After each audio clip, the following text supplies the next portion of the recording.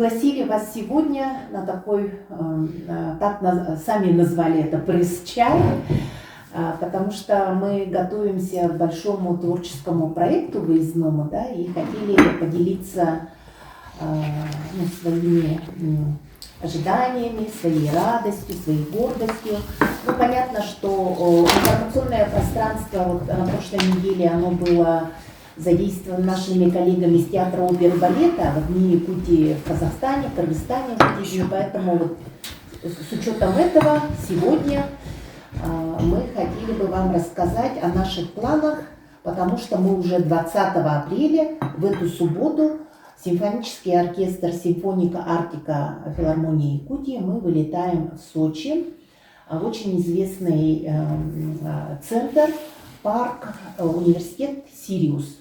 Это такой известный в нашей стране инновационный, креативный такой кластер, который занимается вопросами образования, науки, молодежи, культуры. Поэтому мы очень гордимся тем, что мы получили приглашение от художественного руководителя центра «Сириус» Ханс Йоахим Фрай. Он музыкант? Да, он режиссер, он ставит спектакли, в том числе и в России. Я вот сейчас дополню эту Ярыгину. Знакомство с Хансом Йоахимом Фраем состоялось 5 лет назад, и в стенах концертного зала Мариинского театра он слышал наш оркестр, будучи на репетиции. Там мы и договорились, что да, он говорит, я вас приглашу, но там была пандемия, мы знаем, и другие вопросы, да. И вот мы наконец-то получили приглашение, чему очень рады. Причем условия для нас очень хорошие. Мы благодарны нашему главному дирижеру Фабио Мастранджело. У него есть фонд развития музыкального искусства Фабио Мастранджело, и при поддержке РНГ, правильно же? Да, РНГ, мы получили финансирование на оплату вот проездных расходов. То, что очень-очень сложно, да. Вы знаете, с тарифами на авиабилеты состав симфонического оркестра. Это полностью РНГ взяла на себя. РНГ.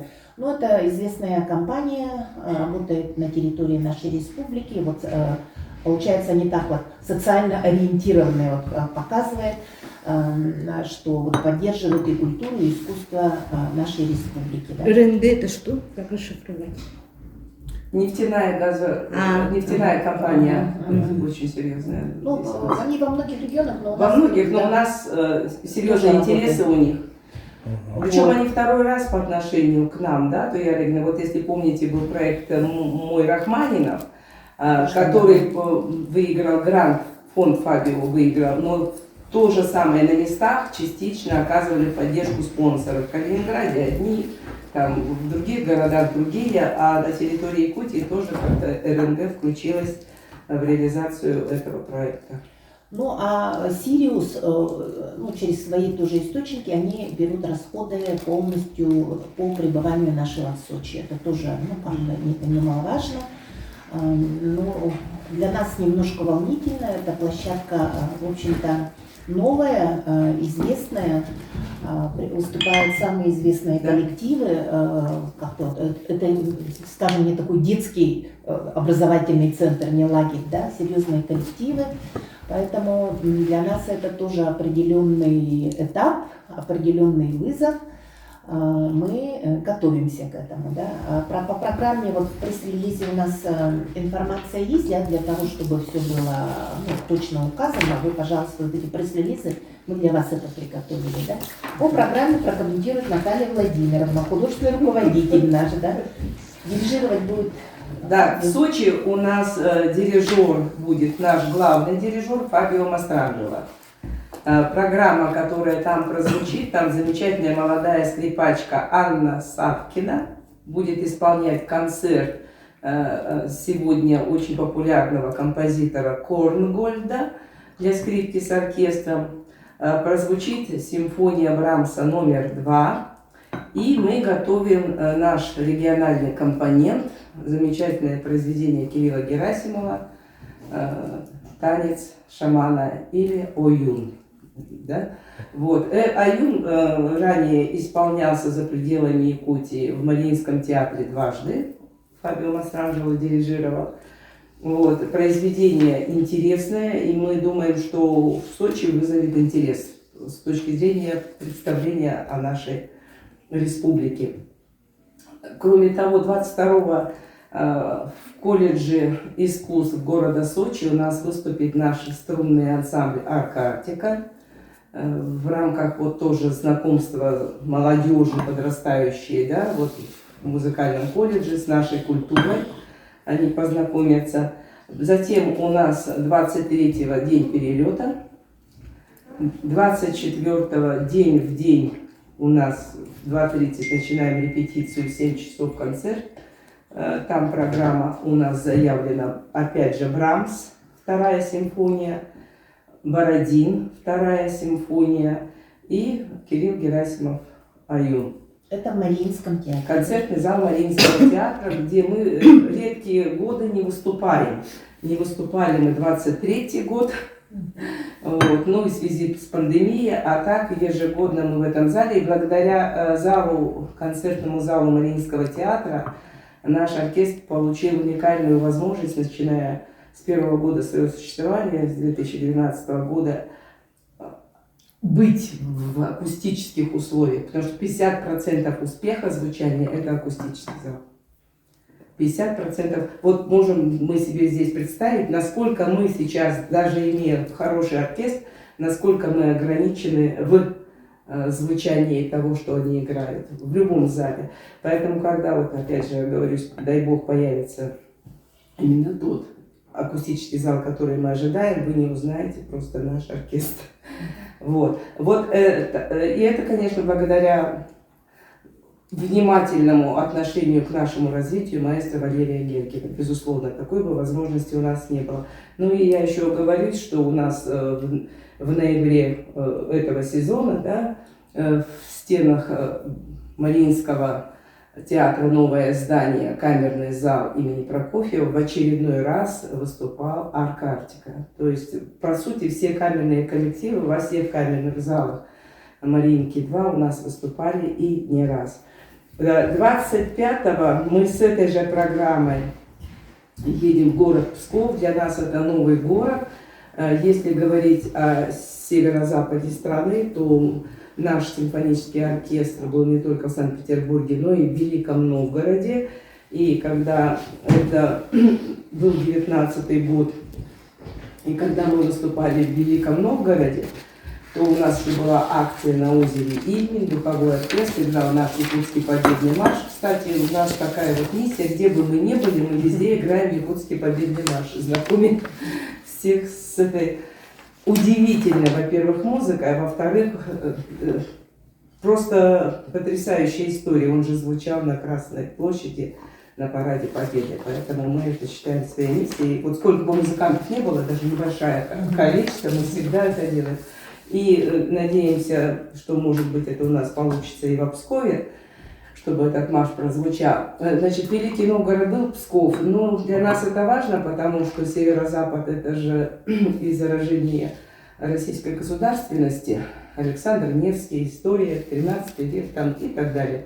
То есть это важно еще для наших молодых людей знакомиться с историей страны.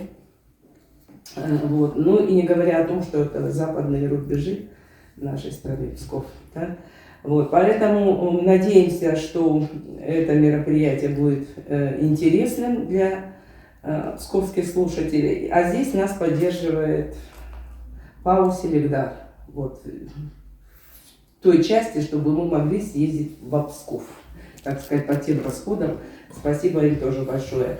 Ну и 26-го у нас основной состав выезжает в город Иркутск, а вот «Арка Арктика» по приглашению нашего представительства 27-го будет давать концерт в Центральном доме Российской армии в основном зале. В Москве. В Москве.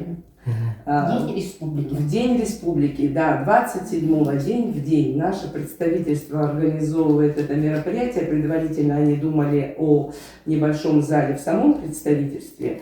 Но потом решили сделать праздник для всех наших земляков, чтобы наши земляки в Москве могли посетить. Гости, партнеры, Да, гости да. тоже будут приглашать. Буквально вчера было подтверждение по площадке, и мы уже сейчас немножечко более ориентируемся на программу, сделать ее побольше и так дальше. Но у нас гибкие коллективы, гибкие руководители, гибкие музыканты, поэтому ставят задачу, мы стараемся быстро, оперативно сделать так, чтобы было максимально интересно и к нужному времени, к нужной дате, к нужному событию максимально отобразить это через репертуар, прежде всего. Ну и если, так сказать, по репертуару, я должна, как художественный руководитель, наверное, вам сказать следующее. В том же Центральном доме Российской армии у нас 20 февраля, не у нас, а я имела честь присутствовать 20 февраля на совещании, которое было организовано двумя комитетами Совета Федерации, Комитет обороны и Комитет по науке, образованию и культуре, где ставилась задача обратить внимание всех деятелей культуры и искусства, всех видов и всех направлений на патриотическое воспитание и, естественно, на репертуарную политику. И в числе 10 выступавших было слово предоставлено и Якутии в моем лице. Было 5 выступавших от профессионального искусства, так скажем, да? В том числе было Якутии предоставлено это слово. Ну и потом мы уже получили соответствующий документ от нашего сенатора Сахарина Милановича Афанасьева, заместителя председателя правительства, министра культуры.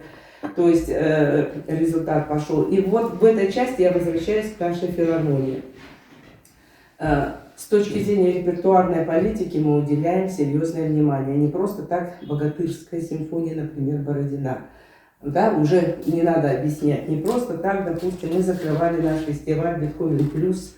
В финале звучала героическая симфония Бетховена. Ну и в связи с событиями печальными в Крокус-Сити мы посвятили еще и памяти. Не просто так мы играли в сезоне 5-ю симфонию Шостаковича. Это 1937 год.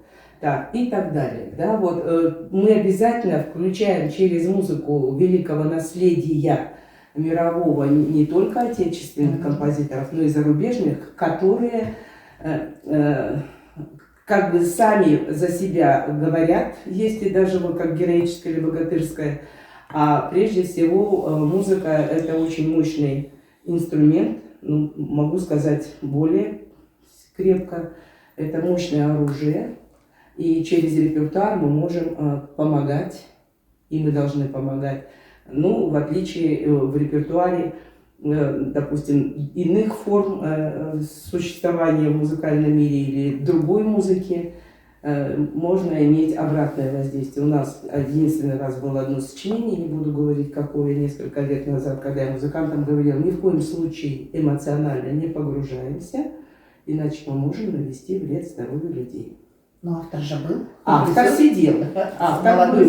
Вот. Московский композитор. Но музыка — это мощнейшее средство, которое влияет на подсознание, на душевно-эмоциональный строй, психологическое состояние.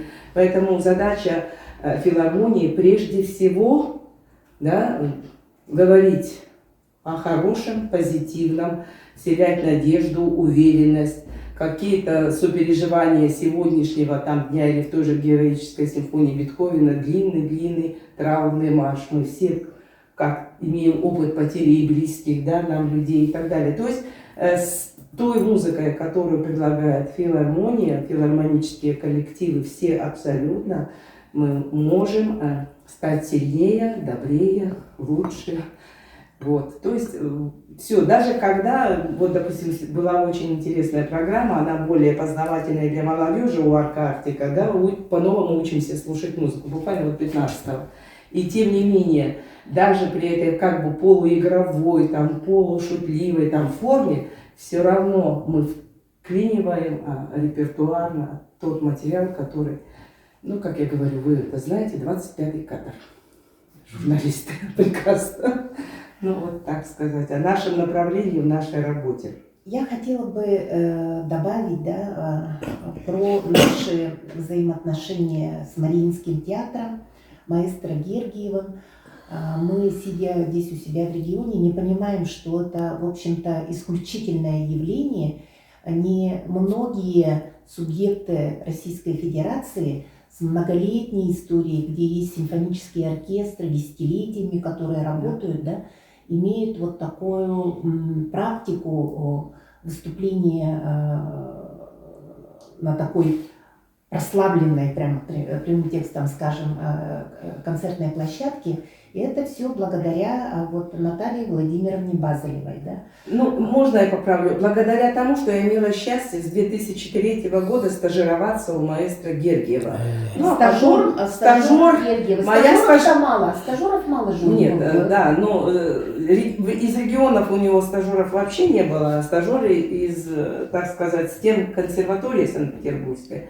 Я просто к чему говорю, что вот и многолетнее выстраивание взаимоотношений, я продолжу, и 2007 год был показательным, когда Валерий Вячеславович по моей просьбе разрешил включить 2 концерта Государственного концертного оркестра Якутии в рамки пасхального фестиваля, это Иркутско-Челябинск, с солистами Мариинки. Это наш филиал в Алдане, который... Сегодня, да, уже, ну, тоже мой ребеночек, да. И в 2007 году по моей просьбе мы здесь его в начале ноября встречали впервые. Вот, спасибо ему большое за вот эти 2 разрешить, а потом все и пошло дальше. Это вот как бы мы подтвердили этими проектами, да, что мы надежные партнеры, все обязательства выполняем, а главное, что художественный уровень коллектива, вот концертного оркестра, это оркестр русских народных инструментов, он достоин вот уровня Московского пасхального фестиваля, который Валерий Гергиев проводит. Это его авторский проект, да? Это вот если говорить о начале начала. А потом, с 2009 года, мы стали продвигать Московский пасхальный фестиваль на Дальний Восток. Биробиджан, Благовещенск, Хабаровск, Владивосток не раз. А тогда он еще там нога фестиваля не поступала, да? И этот оркестр в 2012 году первый выступил на сцене Мариинки в феврале. А вот затем уже в ноябре наш молоденький, еще 3 месяцев не было, симфонический оркестр был на этой сцене. Ну это же нонсенс. Это нонсенс, еще 3 месяцев только нет. созданный симфонический оркестр, вот получить такой, ну это кредит доверия, да, аванс, Огромный, такой большой аванс, да. Оркестр, ну первые шаги, я даже не знаю, в мировой истории есть такая практика или нет? Ну, может быть и есть, просто мы ее не знаем, так будем сказать, мы ее не знаем. Да. Вот. Ну и было подписано соглашение о сотрудничестве официально в время, когда Галина Иннокентьевна Данщикова была председателем правительства. Она... мы же указом президента тогда Борисова Егора Афанасьевича создано, да? Вот, было подписано соглашение с Мариинским театром, и, как нам говорили, таких соглашений у Мариинки тоже буквально... Мы 3 были. Что ли это? Это было 3 соглашение у Мариинки с регионами России. Я к чему? Я чему удивилась, да? Вот я смотрю афишу Мариинского театра. Наш концерт 24 апреля, а накануне 23-го выступает Академический симфонический оркестр Республики Башкортостан. Ну, хорошо. Первый раз. Оказывается, первый раз в Мариинке Академический симфонический оркестр и с Денисом Мацуевым. Поэтому у нас тоже своеобразный такой вызов, челлендж. И, конечно, сейчас вот можно, я присоединяюсь, у нас так, знаете, мы друг друга дополняем везде всегда. И перед коллегами, и на сцене, и где бы то ни было на встречах. И вы знаете, у нас так получилось с нашим симфоническим оркестром, но просто, вы знаете, музыка музыкой, да, а дело делом. И поэтому там тоже отслеживают, а покупают ли на нас билеты. Так вот, 2 последних наших концерта, это 19 год и 22 год, были очень хорошие показатели, зал был раскуплен. Вот. А сейчас же у нас перед нами, ну ладно, наши башкиры, как я говорю, так, я на башкиров 23-го иду, да, значит, наши башкиры, уважаемые, будут выступать, ну это все хорошо, но ведь Денис Мацуев, это же не обсуждается. А мы играем впервые совершенно самостоятельно свою программу. Если в предыдущих программах у нас были солисты, У нас были солисты и наши землячки, первый выпуск ВШМ, замечательные девочки, скрипачка, виолончелистка, пианистка. У нас был Мафти Руси, у нас был Сережа Танин, наверное, знаете, тоже выпускник высшей школы музыки. У нас всегда были солисты. И даже на первом концерте, которым дирижировал наш главный дирижер в 2012 году, у нас тоже были солисты. Целых 3 солиста было. Швеция была, в общем, интересная современная музыка, и мы там представляли еще музыку Кирилла Герасимова. Швецов в 22-м, да? Да, и Дмитрий Швецов у нас был. То есть в каждом концерте у нас всегда был кто-то из солистов. Это первый концерт, когда солистов не будет, только оркестр. Только оркестр. И это тоже, вы знаете, вот не все так просто складывалось, потому что в 2021 году была уникальная для нас возможность, над которой тоже лет 5-7 работала, как вот сейчас мы с Хансом Ерихимовым правильно. Любой значимый проект, он вынашивается годами, чтобы он осуществился. И в России Всероссийский симфонический форум. Что это такое? Это знак равно Олимпийские игры для симфонических оркестров. Первые, вторые, третьи места не даются, но там все лучшие критики съезжаются, идет аналитика и так далее. То есть мы выступили в 2021 году под управлением главного дирижера. И, как я и запланировала заранее, никто ничего такого не ожидал. Получилось? Да, никто не ожидал. Вплоть до того, ну, как сказать, давно же в этом пространстве концертном, симфоническом вообще, да, уже смотришь. То есть мы выглядели абсолютно не периферийным оркестром, вышли, сели, сыграли на ять, встали, ушли красиво. Молодые. Директор филармонии замечательный Александр Николаевич Колотурский. Я вообще очень благодарна Свердловской филармонии, потому что у нас 2 ориентира на развитие. Свердловская филармония и Мариинский театр, других нет. И мы вывозили большое количество административных работников туда, чтобы нам помогали. Становление. Первый раз, когда я еще в филармонии не было, в 2010 году, когда мне уже сказали, что я буду, да, ею заниматься, я поехала к Александру Николаевичу. 2 дня он ко мне приставил специалисты, меня там кругом водили, все рассказывали. Потом 6 человек мы вывозили. И потом еще отдельные наши тоже специалисты выезжали на различные там семинары и так далее. Вообще это центр движения для регионов, это просто чудо великое. Великое чудо, что у нас есть Свердловская филармония. И Александр Николаевич рядом до выхода говорит, ну пусть выходят уже, а то у нас онлайн-трансляция, задерживать не надо. Я говорю, Александр Николаевич, мы все успеем. Выходите. Успеем. Сидим. Но 5 минут раньше. Я говорю, я же вам обещала. Но мы же это все режиссировали, да, дорогие мои. И я очень благодарна нашим музыкантам, что они вот доверяют этим всем установкам. То есть мы от выхода на сцену до ухода со сцены произвели неизгладимое впечатление. Оркестр играл великолепно. Великолепно. Там же еще эффект обманутого ожидания. Вот читает программку, например, да, ну, Республика Саха-Якутия, и стереотипы, конечно, они играют. Не в пользу академической музыки, да, так скажем. Ну, так вот, может быть, такое ожидание было такое снисходительное что-то, да. Но тут уровень-то был абсолютно, скажем, такой общемировой. Там, и попасть туда, это надо постараться, чтобы попасть на симфонический форум. Ну вот я вам почему об этом сказала, чтобы было понимание, что определенные вершины оркестр достигнул, а там требование было такое, что оркестр играет без солистов. То есть мы в принципе были в таких условиях сравнительных, да. Но и выбор к этой программе тоже можно, да, поделиться, вот, которая будет звучать в Мариинке, он не случайно, как-то так получилось. Ну, началось с того, что нужно ограниченное количество музыкантов выводить, парный состав. Потому как, ну, спонсор, мы еще не знали, что нам и Селегдар еще поможет там и так далее. И, ну вот, Брамса надо играть, раз в Сочи играем, значит, Брамса надо играть. А потом давай думать. Бородина мы в свое время, кстати, в Екатеринбурге играли, в Екатеринбургу его готовили. ББ, Барас Бородин, 1 год рождения. В прошлом году им было 190 лет.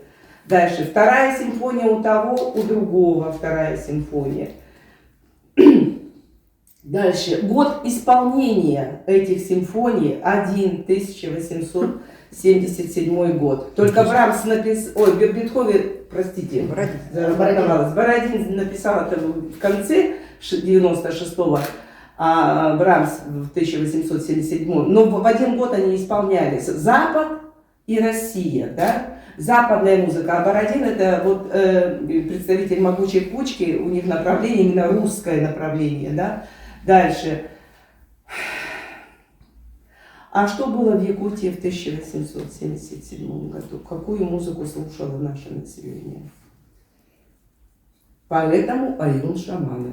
Они слушали бубен шамана и все, что на шамане было, да, вот эти вот, так скажем, можно, ну, светским языком сказать, какие-то звуки. Шумовые. Вот такой здесь Запад, Россия, Якутия, 1877. Вот родилась концепция концерта. Я смеюсь и говорю, это везде знаки и символы. То есть не проходите мимо. Почему Брамс, почему Бородин, да, можно было другого композитора взять. И вот столько совпадений не может быть случайными просто. Ну это так, поделилась, это не для... А так... Как мы подходим к программам, чтобы вы понимали, что ни одна программа, она просто так не выходит к слушателю, она как-то чем-то обязательно... Но в любой программе, которая за пределы республики, обязательно включаем произведение композитора. Это однозначно, да. Это наша миссия, конечно. Да, в любую программу. И В всегда этом году... вызывает очень большой интерес. Очень большой интерес. В этом же году 45 лет нашему союзу. Мы и музыку Михеева играли, и Герасимова там играли, и Григоряна играли музыку на сцене. Вы имеете в виду якутской музыки? Хватает ли, да? Мы бы хотели больше, честно говоря. Конечно, потому что вот большие крупные сочинения, они же быстро и не пишутся, если говорить о симфонии. Но надо отдать должное, что в этом сезоне у нас была прекрасная премьера Владимира Васильевича Ксенофонтова, симфония номер 2 «Никон». Это о нашем знаменитом шамане, да, Никоне. В ноябре прошлого года. Вот, да, и это, как оказалось, его родной дядя. И дирижировал молодой наш коллега Максим Наговицын, он блестяще справился с этой задачей. Но нам бы хотелось, вот видите, в чем дело, мы сейчас не будем раскрывать секреты, но к закрытию симфонического сезона мы буквально нарыли, обращаемся и к Союзу композиторов, помогайте нам давать тот материал, который когда-то был написан, а мы молодое же учреждение, не знаем, вот, но будет не премьера, а второе исполнение одного сочинения, которое Галина Михайловна еще исполняла в свою пору. У нас же какой ресурс? У нас ведь не только симфонический оркестр. И на музыке надо много. Симфонический оркестр, духовой оркестр, оркестр русских народных инструментов в Алдане. Это только 3 оркестра. Симфонический хор, прекрасный хор. Московский пасхальный фестиваль пригласил наш хор, они 9 мая улетают. И 10, 11, 12, 13 дают концерты. То я попросила Ржев, они включили Ржев, потому что там знаем, какая история у нас якутян с Ржевом, да, значимая, да. И наш хор включен. Наш хор очень серьезный тоже, как и симфонический оркестр. Он моложе, конечно, оркестр, но тем не менее. И ансамбли наши, замечательные, ансамбль Арка Арктика, ансамбль балалайшников в Алдане, роскошный просто. Ну, есть домашние радости, как ансамбль гитаристов в Алдане, как ансамбль саксофонистов. У нас есть, ну, мы называем домашние радости, но они же вырастут когда-то из домашних радостей и тоже станут такими представительными коллективами. Поэтому мы ждем музыку от наших композиторов и очень надеемся. Кроме того, у нас есть прекрасные солисты и в оркестре, и в хоре. Мы в хоре работаем с поющими нашими коллегами так, что они, вот в прошлом сезоне же мы Олега поставили с собственными голосами, не оперными.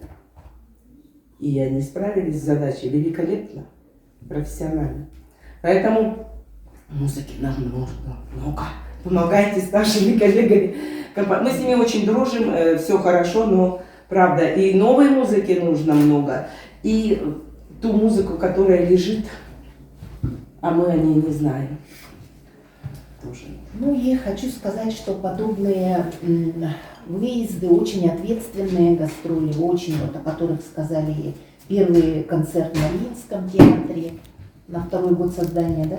Или в 1-й год создания оркестра? 3 месяца было, Первый даже не год, было да, 3 да, месяцев. да. Мы в сентябре начали работать, сентябрь, октябрь, ноябрь, и в декабре уже играли.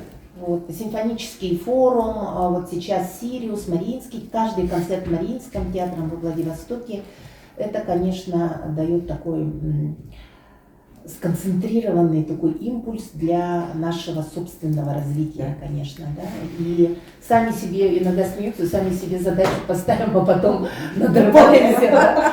Героически, да? Героически, да. Ну вот Михаил Ефимович, вот мы же работали с ним, вот получали, мы же обе работали за Министерство культуры, заместителями министра культуры тогда, и поэтому мы не зацикливаемся только на филармонической ответственности, я бы так сказала. Вот, чем сложнее и амбициознее задача, да, тем эффективнее результат. Мы это знаем, поэтому работаем. Вопросы у вас есть? У меня вот возникло две реплики во время, я не стала прерывать, да.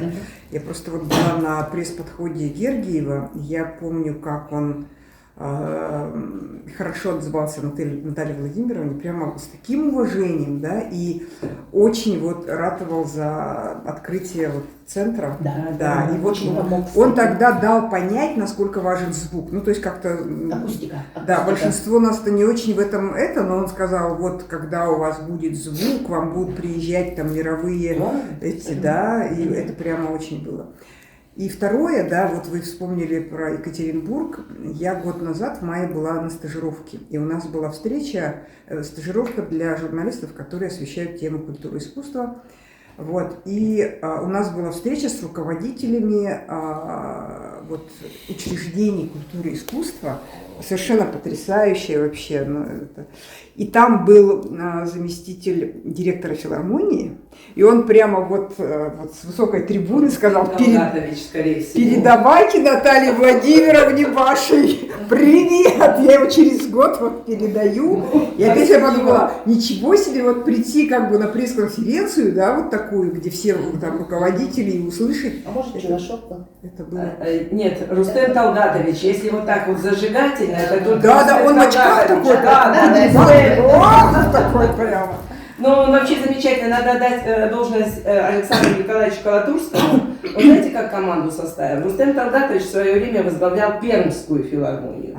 Он собрал себе... Лучше. Да, а Чувашов, вот, который сейчас, он является нашим исполнительным директором Союза концертных организаций России, вот, но он был и директором Тюменской филармонии, и Омской филармонии, и теперь в команде Александра Николаевича. Там вообще вот такое вот все в управлении, там из них из всех пышет, фонтанирует. А у нас, между прочим, скоро нужно много хороших специалистов. Вот. А почему? Почему? А вот здесь нас мало, мы на пятачке, а потом будет большое здание. Креативных, интересных.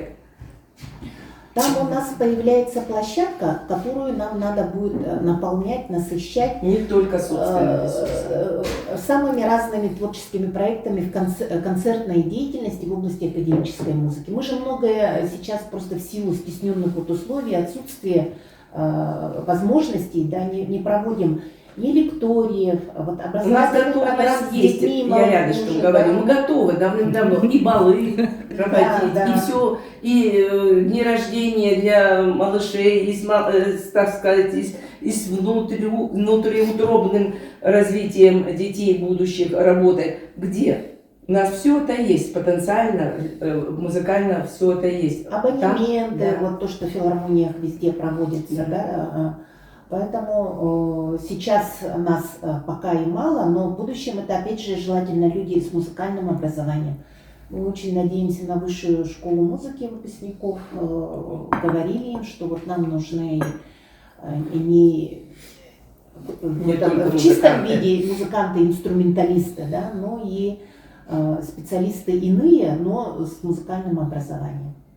Вообще, вы знаете, по этому поводу, а нельзя вот либо в ИШМ, либо в АГИКи, либо где-то еще, да, обучать людей, у которых вторая специальность могла бы быть освещение.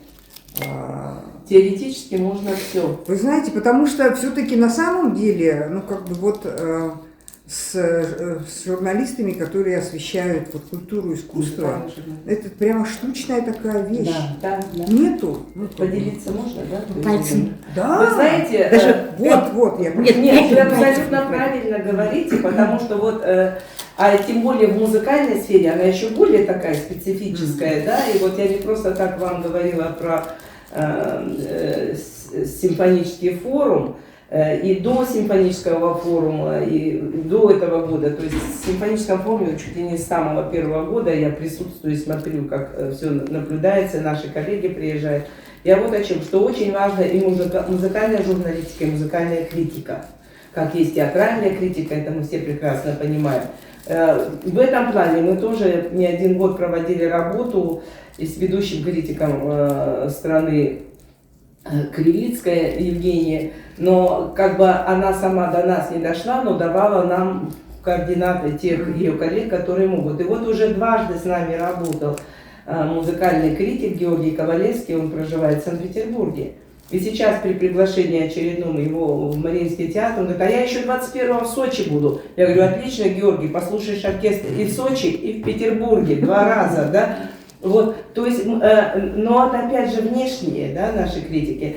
Потом еще у нас тоже мы, так сказать, получилось, что в период стажировки я со всеми знакомилась, и тоже установлены были контакты, тогда еще студент Нижегородской консерватории, ныне музыкальный журналист, да, журналист в области музыкального искусства, Александров Виктор.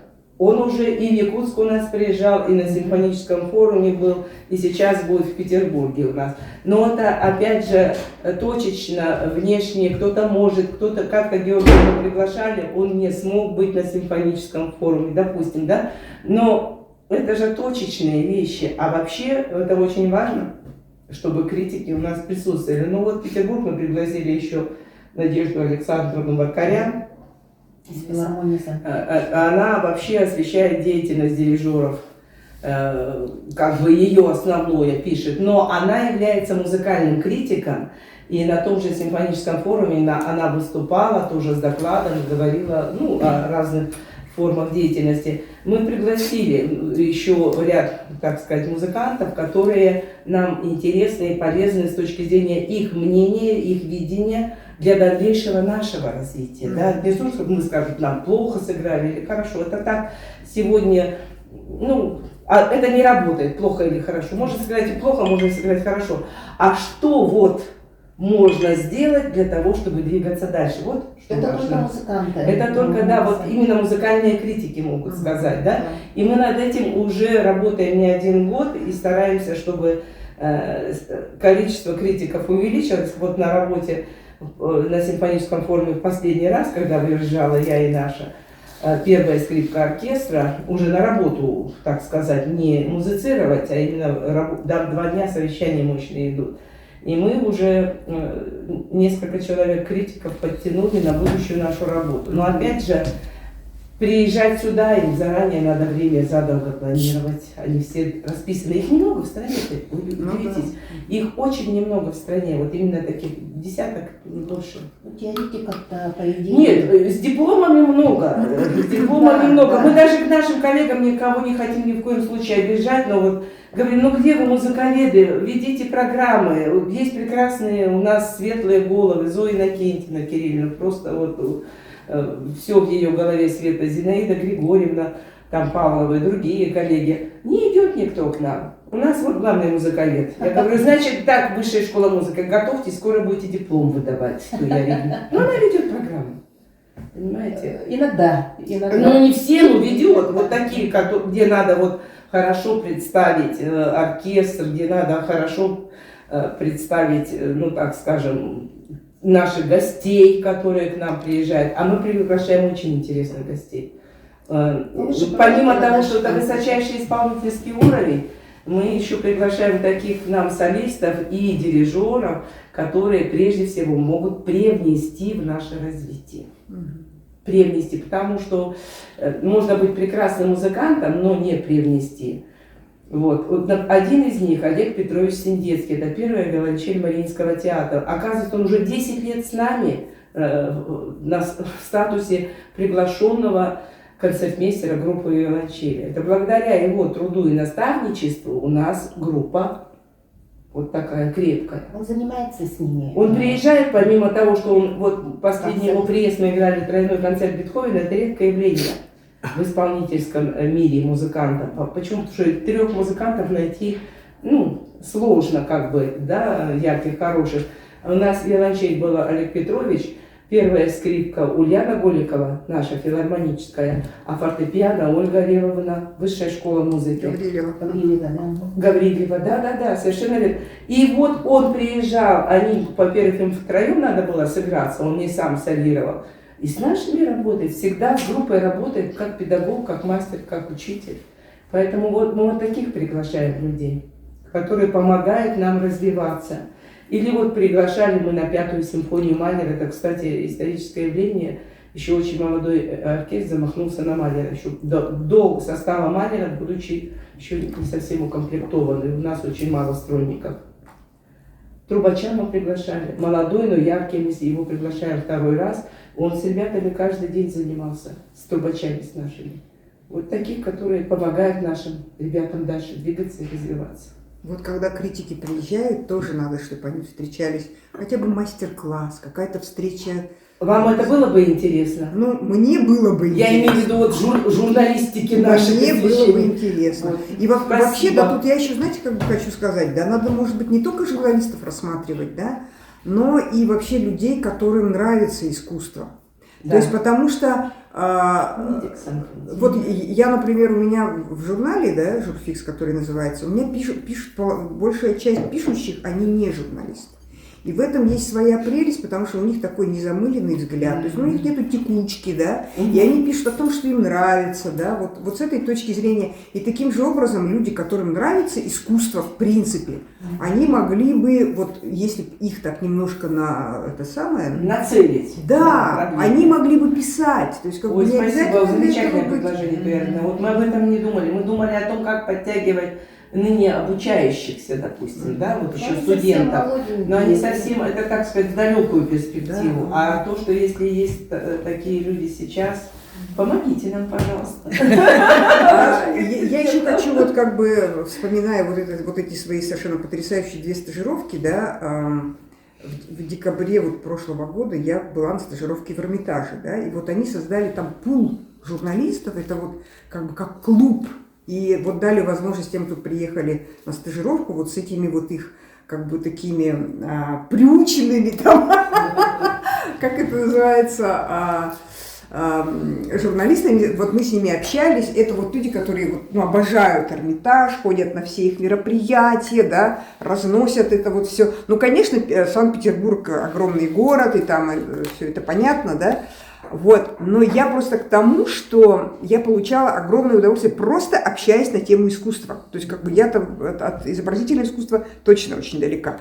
Вот, я просто думаю, что вот есть наверняка много-много людей из тех, кто ходит на концерты филармонии, которым это интересно. И даже, например, научные сотрудники, учителя, кто-то еще, да, которые могут писать, вот начать там, может быть, с небольших там каких-то, просто прошел концерт, а потом уже перейти на музыкальную критику, понимаете? Потому что я еще, ой, господи, в воспоминания сейчас ударюсь, да, у меня одна курсовая моя работа на факультете журналистики, она была связана с театрами, Туяра Игоревна помнит, да, она была связана с театрами. И я просто как бы я изучила все, что писали о Саха-театре нашем там за несколько лет, да. И Ефим Степанов прямо это хранил это все, вырезки все эти, да. Я просто помню, что о театре писали не журналисты. То есть, и, по-моему, при Союзе театральных деятелей была какая-то такая секция, да, в которой собирались люди, которые любят театр, и они пишут про театр, да. Очень много было. Да. Это наверняка воспитанники Галины Михайловны Кривошапко, которая вела университет культуры, наверняка это плоды ее труда. Вот я так подумала. Вот почему бы эти традиции как-то вот не возвернуть, да, в смысле, в плане того, что... Я, кстати, вот студенткой была, Альбина Абрамовна Гольдман у нас вела стилистику текста. Она тоже писала? Да, и вот она привела... ну, пригласила нас было всего 3, что ли-то в итоге. Ну, не все же, это не обязательно, да. Пошли мы смотреть премьеру Брехт «Добрый человек из Сюзуана». Ну, премьера. А потом-то в реп-зале обсуждение спектакля. И вот Желобцова выступала, Гольман выступал. И это для меня было вообще первое такое вот событие. Мне было так интересно. И актеры сидели, ну, едва разгримировались, да. Андрей Савич, там все это слушали. Ой, страшно интересно. После университета я пришла работать в Сахате. Литературную часть делать. Да. Просто это, конечно, не сразу ничего не делается, Это да? не сразу, Но, допустим, это вот вообще, если да. внедрить вот эту систему обсуждений, да, допустим, вот. Хорошая мысль. Спасибо вам за нее. Мы можем даже уже не откладывая в долгий ящик со следующего сезона.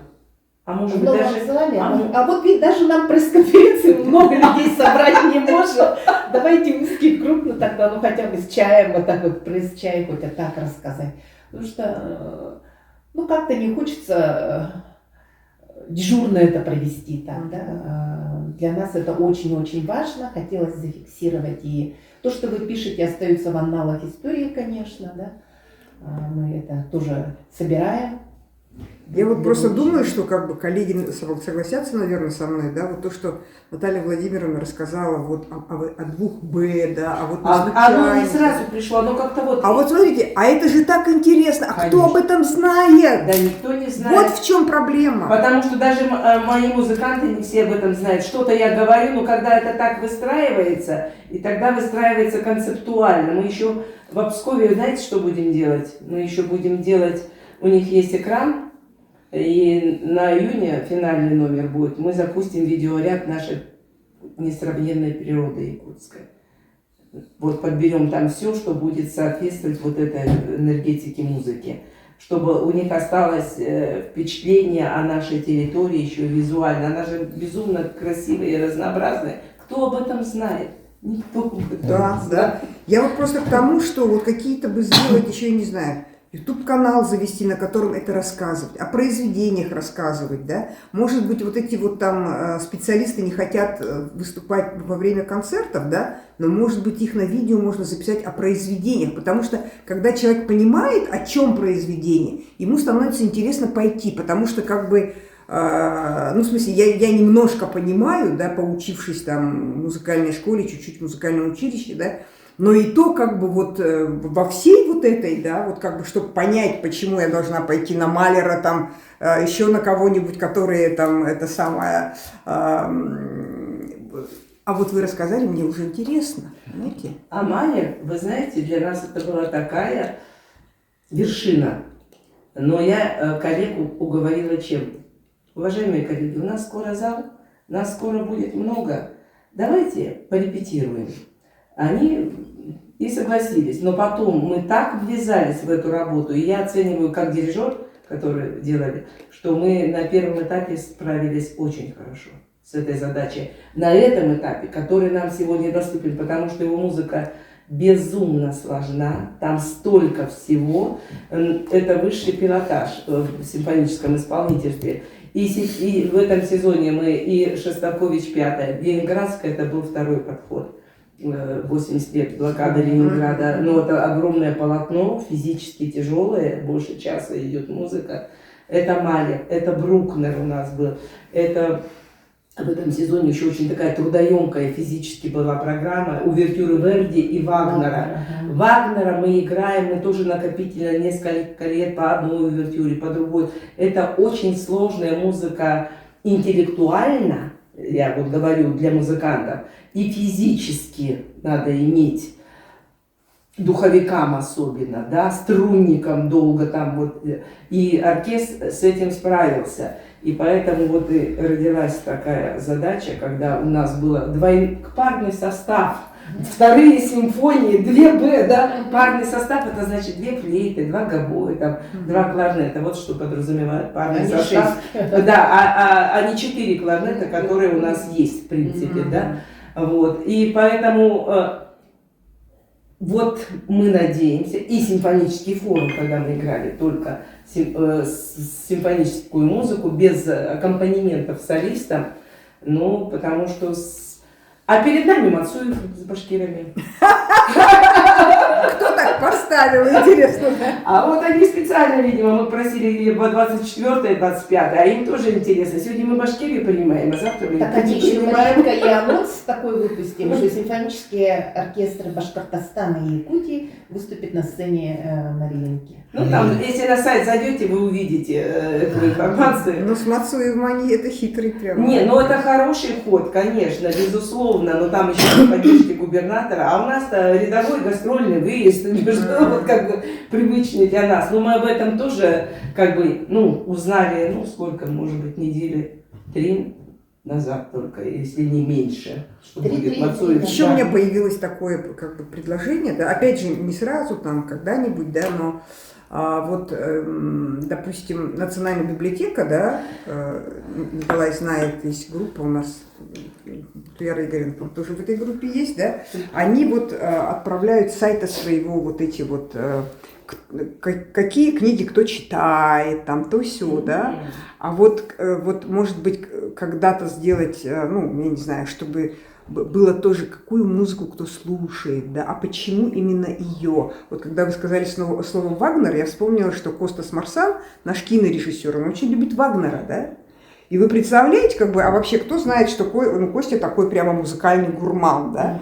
И он мог бы, там, знаете, как, а почему я люблю Вагнера? И сразу все, ух ты, надо пойти послушать. Да? Фамилия, надо да, узнать, что да. То есть, как бы, и вот так вот, допустим, у Николая спросить, да, какую музыку он любит, да, и почему он считает, что ее надо слушать, и кому ее надо слушать, да, и вот так вот, допустим, Ксюша, да, кого она слушает, там, допустим, на какой концерт бы она пошла, там, на какой своих детей бы отправила, да, вот как-то вот так, и это будет, знаете, какое-то приближение такое классической музыки к простому народу. Это сейчас уже можно делать, потому что Да, у нас потихонечку можно уже до открытия в зала. соцсетях, ну, свой сайт, конечно, соцсети мы ведем, да, а вы все подписаны ли на наши соцсети? Я проверю.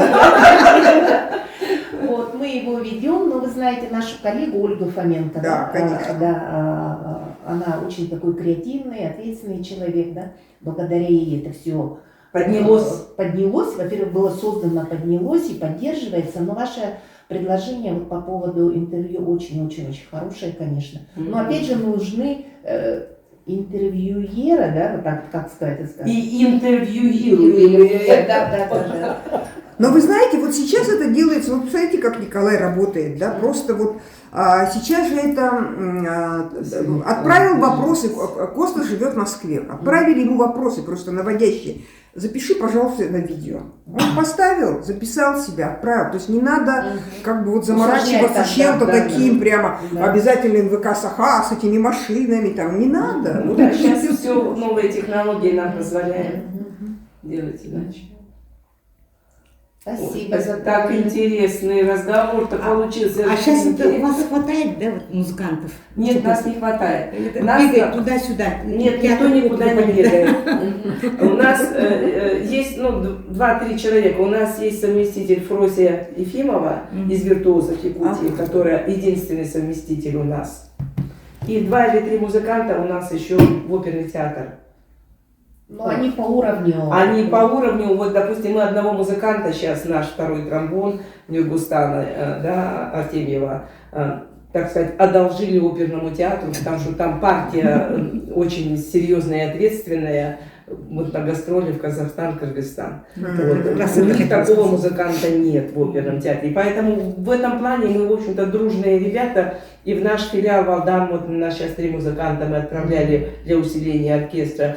И наши коллеги Национального театра танца оркестр Николая Павловича, да, Ниргун Ботор поставил с коллективом, с тбилисской группой улусов. Мы туда 3 музыкантов тоже давали. Ну вы Войсковского отдали на совсем. Не, ну мы не совсем его отдали. У нас остается руководителем духового, это, так сказать, его ребенок. Да. А что жалко, пусть человек развивается. У нас тут Максим Наговицын как раз подъехал наш, Да. вот, поэтому тут как-то вот такой, мы не оголены, я вот так вам скажу, вы не переживайте за нас, мы не оголены. Тем более у нас еще главный, правда, мы редко его сейчас видим, но он жутко загруженный, но мы каждый раз очень счастливы, когда Фабио может приезжать в Якутск, и вот сейчас не в Якутске, а в Сочи мы с ним увидимся, поэтому, в принципе, у нас все нормально, но по количеству я вам должна сказать следующее, вы хороший вопрос задали, да, потому что на период создания филармонии и было в указе второй пункт, ну, второй или третий, неважно, создание государственного симфонического оркестра, у нас штатное расписание должно быть на 104 музыканта. Но сейчас мы, ввиду того, что еще струнников недостаточное количество готовит Высшая школа музыки, в силу объективных на то обстоятельств, они большие молодцы, потому что, конечно, основной приток кадр – это Высшая школа музыки, да. И мы очень рассчитываем и надеемся, что с вводом новое здание мы дополучим это количество единиц, да, и доукомплектуем струнниками.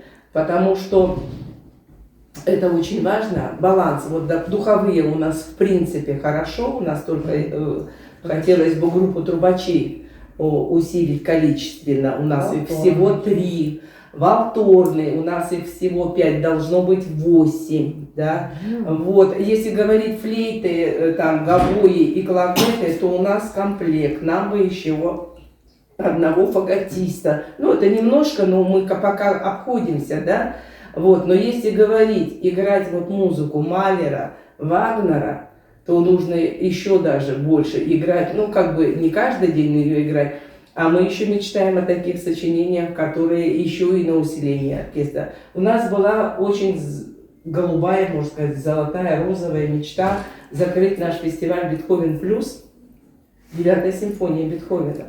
Но у нас оперный театр, хор нас не поддержал, хотя предварительно были, ну, нормальные переговоры, да, ввиду того, что они готовятся к гастролям и так дальше. Хотя там музыки-то в этой симфонии 15 минут. Там больше 4 солиста надо, и то я Реклем была готова пойти на то, чтобы их привести, эти солисты. Оркестр давным-давно готов. Наш хор профессионально давным-давно готов, но просто их мало. Их очень мало для исполнения этой симфонии. И сегодня мы, ну, примерно половина состава имеем относительно того будущего количества, которое должен быть в этом хоре, да? Понимаете? И тогда мы будем, ведь для чего хор создан? Для контактно-ораториального жанра. Оперный театр, слава богу, есть уже много десятилетий, и он справляется со своей функцией, ставит оперы, балеты. А хор, именно филармонический, прежде всего, кантаты, оратории. Ну, вот кантаты Александр Невский мы, допустим, исполняли, ну, как бы маловато, но мы могли исполнить. Вот Танеева сейчас была замечательная работа, да, впервые у нас прозвучала кантата Иоанн Дамаскин. Да. Вот мы играли тоже произведение Захара Степанова, кантата Платону Аюнскому. Ну, не в этом году, а ранее мы играли, исполняли. То есть, прежде всего, для этой музыки. Но, опять же, мы ставили, вот, допустим, в концертном исполнении оперу Олега, юбилейный год. Я имею в виду, вот, хор, почему называется симфонический. И, кроме того, конечно, и песенное искусство мы, безусловно, исполняем. Но это и. А основное, какие замечательные полотна у Верди, у Брамса, вот кантатно-ораториального, Реквиема, у Моцарта там, и так далее, и так далее. И это все вот для того, чтобы наши якутяне могли слушать здесь и сейчас, а не когда-то выезжая в отпуск и, возможно, забежав на какой-то там концерт в Москве или Петербурге. Не, ну мы все стараемся делать для этого, и надо дать должное нашим коллегам на всех уровнях, все вот стараются. И все, кто приходят к нам впервые, очень нравится им все это. Очень надеемся, что и второй, и третий раз повторит. Ходите на концерты филармонии.